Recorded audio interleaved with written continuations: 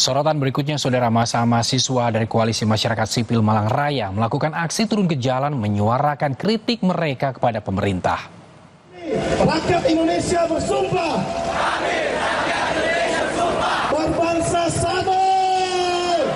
Diawali dengan long march dari Stadion Gajayana, Kota Malang menuju depan gedung DPRD Kota Malang. Para mahasiswa ini menyampaikan sejumlah tuntutannya. Demonstrasi ini, saudara, disertai aksi tiarap bersama sebagai simbol masyarakat yang saat ini disebut berada dalam kondisi susah. Di antara tuntutan mahasiswa yakni meminta instruksi Presiden nomor 1 tahun 2025 terkait efisiensi anggaran dicabut karena dinilai tidak berpihak terhadap rakyat.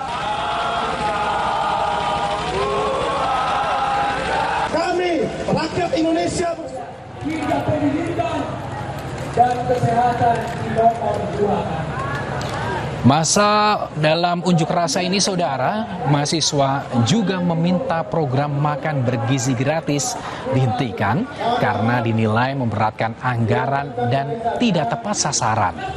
Masa juga meminta perampingan kabinet yang dianggap gemuk.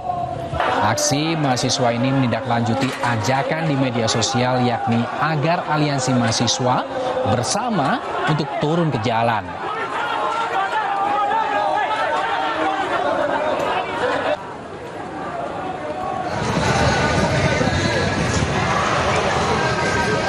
Aksi juga dilakukan para mahasiswa gabungan dari sejumlah universitas di Kota Semarang. Di depan kantor Gubernur Jawa Tengah, massa mengkritik sejumlah kebijakan di masa pemerintahan Prabowo Gibran. Protes terutama ditujukan untuk kebijakan efisiensi anggaran pada anggaran pendidikan. Massa aksi juga memprotes efisiensi anggaran di bidang kesehatan dan kebijakan lainnya yang dianggap kontroversial. Sehingga daripada itu pantikannya sebenarnya ialah efisiensi anggaran. Kita melihat bagaimana hari ini dengan adanya efisiensi anggaran terhadap pendidikan dan ranah-ranah yang lain menjadikan Indonesia gelap, bukan menjadikan Indonesia emas, seperti itu sih.